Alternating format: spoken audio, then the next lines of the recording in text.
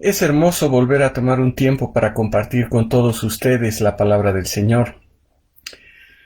Buenos días, hermanos. Es viernes 25 de septiembre y comenzamos este pequeño espacio que le hemos denominado La Comunidad Contigo. Me gustan mucho los carros. Cuando tengo un poco de tiempo leo acerca de ellos o veo algún programa que trate de este tema. Hace algún tiempo vi cómo unos mecánicos encontraron un Ferrari increíble para ser restaurado. Lo triste era que no tenían el motor original. Alguien había puesto un motor de Toyota. Perdón, hermanos, un momentito. Muy bien. Saben, le habían puesto un motor de Toyota. Y se veía espectacular por fuera. Pero al encenderlo sabías que no era un verdadero Ferrari. Por fuera era un Ferrari, incluso tenía el interior de un Ferrari, pero su corazón, su motor no era de Ferrari. Estacionado se veía bien, pero al encenderlo y al manejarlo la cosa cambiaba. Puede pasar lo mismo con nosotros. Podemos tener un rótulo de cristiano y podemos tener una apariencia increíble de piedad. Podemos tener toda la teoría, pero solo se verá lo que somos cuando encendemos el motor, cuando comenzamos a funcionar, cuando comenzamos a vivir como hijos de Dios. Ahora, ¿cómo vivimos dignamente? ¿Cómo vivimos una vida digna de los hijos de Dios? Y eso es lo que vamos a tratar hoy y los próximos viernes. Cuando Pablo escribe la carta a los Efesios, en los primeros 3 capítulos, escribe todo lo que es la teoría de la vida cristiana. Muestra todo lo que el Señor hizo por nosotros y quiénes somos nosotros en Cristo. A partir del capítulo 4 vemos cómo poner toda esa teoría en práctica. Ahora, en Efesios 4, los versículos del 1 al 3, la palabra del Señor dice lo siguiente: Por eso yo, prisionero del Señor, les ruego que ustedes vivan de una manera digna de la vocación con la que han sido llamados, que vivan con toda humildad y mansedumbre, con paciencia, soportándose los unos a los otros en amor, esforzándose por preservar la unidad del Espíritu en el vínculo de la paz. Ahora dice, por lo que les dije anteriormente, los exhorto a que vivan dignamente, a que anden dignamente. Su vivir debería concordar con lo que el Señor hizo con ustedes, con lo que ahora son. ¿Y qué somos? Bueno, somos hijos de Dios. Deberíamos estar conscientes de la razón por la que el Señor nos ha salvado y deberíamos vivir de acuerdo con lo que el Señor quiere hacer en nuestras vidas.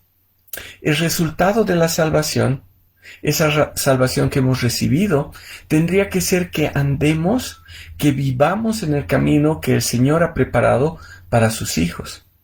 Y como Pablo dice en el pasaje, ese andar, esa vida digna, nos va a llevar primero a velar por nosotros mismos.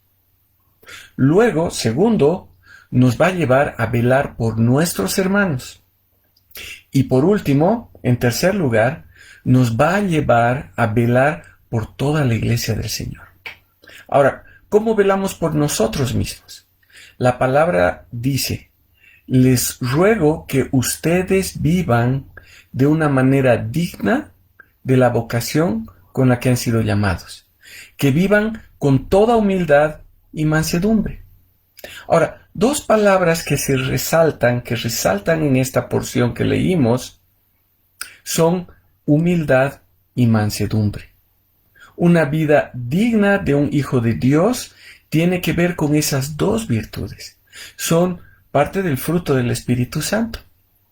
El Señor nos ha llamado a vivir de una forma digna, a andar de una forma digna. Y para vivir de esa forma digna, debemos velar primero por nosotros. Tenemos que ver cómo estamos andando. Todo lo que Dios hizo por nosotros y todo lo que nosotros somos por Él y en Él, nos tiene que llevar primero a la humildad. Cuando leemos los primeros 3 capítulos de Efesios, vemos qué es lo que el Señor ha hecho por nosotros. Cada versículo de estos capítulos nos muestra cómo es que el Señor obró para darnos salvación y quiénes somos delante del Señor a través de Cristo. Y lo que podemos decir es que no hay en nosotros ningún mérito, no hay en nosotros ninguna virtud para que el Señor haya decidido actuar en nosotros.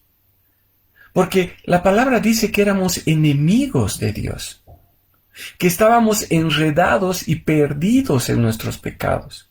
No teníamos ni queremos tener una relación con Dios.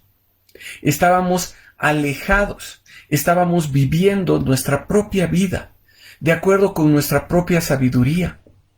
Pero saben, en su gran amor y en su gran misericordia, y pese a que nosotros no lo merecíamos, el Señor decidió obrar en nuestras vidas.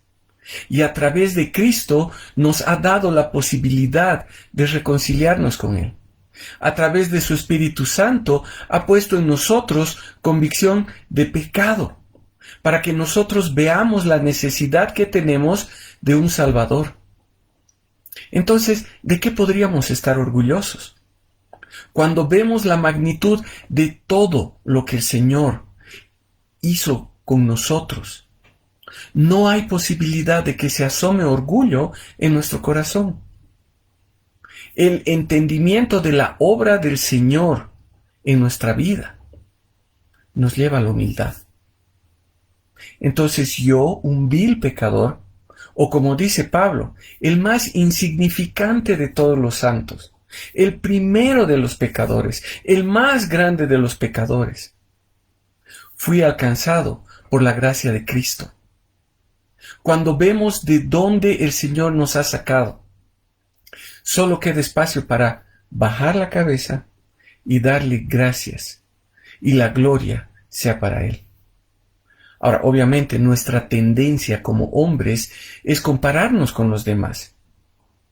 Entonces, en ese punto comenzamos a dejar de lado la humildad, porque yo me siento mejor que mi vecino, porque yo no soy torpe con mis hijos o con mi esposa, o me siento mejor que un amigo que tal vez bebe o tiene algunos comportamientos que están reñidos moralmente.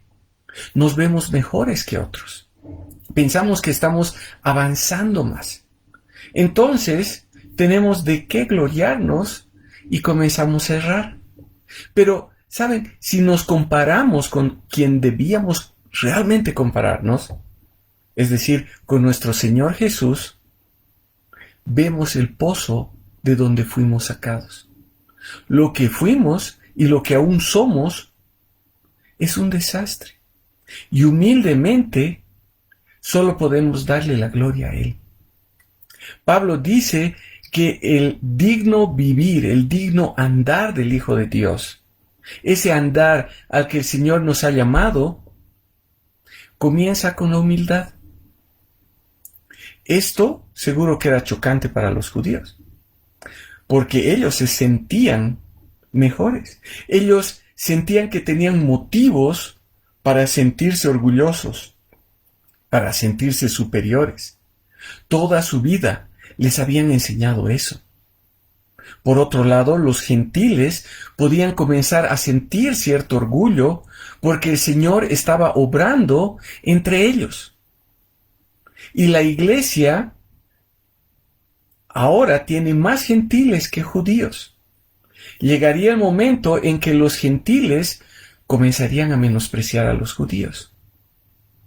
Pero el Señor nos llama a la humildad, porque no hay en nosotros motivo por el cual Él haya decidido obrar en nuestras vidas. En su soberanía, en su voluntad, por su amor y por su gracia, hemos obtenido salvación. Pero Pablo dice también que vivimos dignamente, es decir, nuestro andar concuerda con lo que el Señor ha hecho, cuando vivimos con toda mansedumbre. Ahora, ¿qué es la mansedumbre? Saben, me encanta la explicación que una vez leí acerca de esta palabra. Billy Graham, en su libro El Espíritu Santo, cuando habla del fruto del Espíritu, dice así: en los días bíblicos, la mansedumbre significaba mucho más de lo que significa hoy en día. Significaba ser domados, como se doma un potro salvaje. Antes de ser dominado por el Espíritu Santo, Pedro fue un personaje tosco, pero súbitamente usó toda su energía para la gloria de Dios. A Moisés se lo calificó como el hombre más manso de todos los hombres de la tierra. Pero antes de ser llamado por Dios, fue un hombre bravío que tuvo que vivir 40 años en el desierto antes de ser totalmente controlado por Dios. Un río bajo control puede utilizarse para generar energía eléctrica. El fuego controlado sirve para brindar calor a una casa. La mansedumbre es poder, fuerza, espíritu y rudeza bajo control. Saben, hablar de mansedumbre no es hablar de debilidad. La persona mansa es aquella que pone su vida bajo el control del Señor. Fuimos sellados con el Espíritu Santo y nuestra vida está bajo su control. Toda nuestra energía, toda nuestra pasión, toda nuestra fuerza, toda nuestra rudeza tiene que estar bajo el control del Señor. Y el Señor lo va a usar para su gloria. ¿Saben? Saber lo que hizo Dios por nosotros y quiénes nosotros somos por Él y en Él, nos lleva a no hacer nada independientemente de nuestro Señor. Estamos bajo su señorío, estamos bajo el señorío de Dios. Nos ha dado su palabra para saber cuál es su voluntad. Y Él ha preparado de antemano las buenas obras en las que tenemos que andar. La mansedumbre es poner nuestra vida bajo el control de nuestro Señor. Ahora, ¿queremos andar como es digno del llamamiento con el que hemos sido llamados?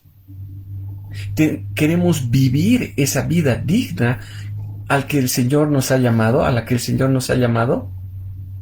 Tenemos que velar por nosotros mismos.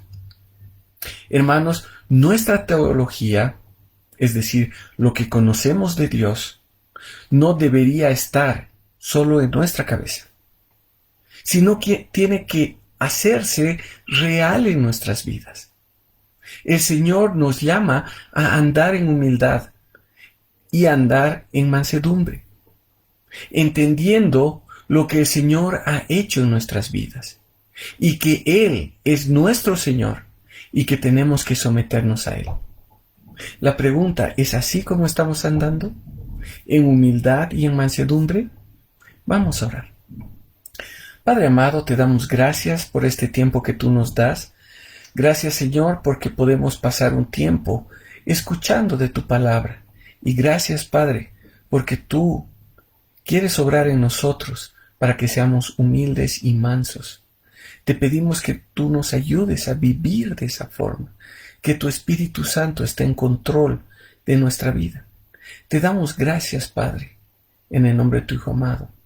Amén. Bueno, la próxima semana vamos a seguir hablando de esta vida digna, de poder vivir dignamente. Y veremos que no solo somos llamados a velar por nosotros, sino que también hemos sido llamados a velar por nuestros hermanos. Que tengan un buen fin de semana y una nueva semana llena de bendiciones. Buenos días.